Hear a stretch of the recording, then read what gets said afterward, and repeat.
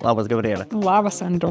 Noriu tave pakviesti į Dvaro kefyro pusryčių eksperimentą. Norėsiu išgirsti, ar tau patiko jų skonis, tekstūra, kaip vertintum jų pasigaminimo lengvumą ir ar darytumės jos pati. Tai pasiūlysiu tau glotnutį, kuris yra pagamintas iš riebaus Dvaro kefyro ir šaldytų uogų ir vaisių. Tiesiog natūraliai skanus glotnutis. Tai cheers.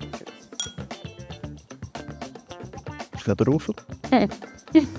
Labai patinka tekstūra, jis netgi matosi, kaip gražiai važinėja, nes toks riebutis ir labai maloni ta rūgštelė. Tai tiek nuo kefyro, tiek nuo agyčių aš vasarą pradėčiau savo rytą nuo šito gerimuko. Tikrai primena tokią vaikystės pieno ir braškių sriubytę. Antras patikalas, turbūt esi mačiusi ir gaminusi. Čia pudingas, labai paprastai pasigaminti. Šiandien man čia norisi pakilti. Visiškai tirštas, tiesiog natūralus Dvaro kefyras, šalavijo sėklos ir tada jau į tarpus, ką tik noriu. Kaip pagalvoju, kokia čia baltymų bomba, bet man tikrai labai skanu, aš noriu toliau valgyti. Čia yra mano klasikiniai blyneliai. Šitiems blynams naudojau natūralų Dvaro kefyrą, tai tešla gavosi labai debesėlis ir vos nenukėlė keptuvės dangčių. Gerai, ragaujam.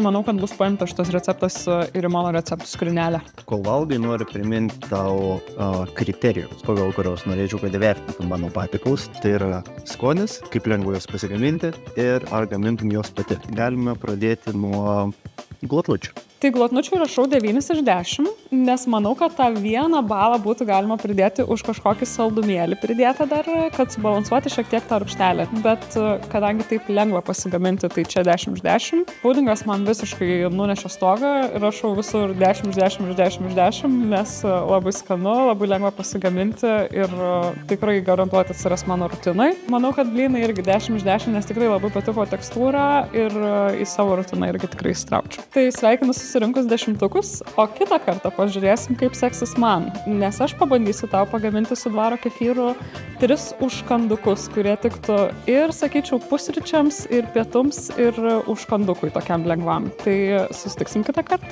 Ne, bet šiaip tikrai viskas buvo labai skanu, aš dabar tiesiog labai jaudinu savo pateiktų patiekaliukus, nes nežinia, kaip ten bus.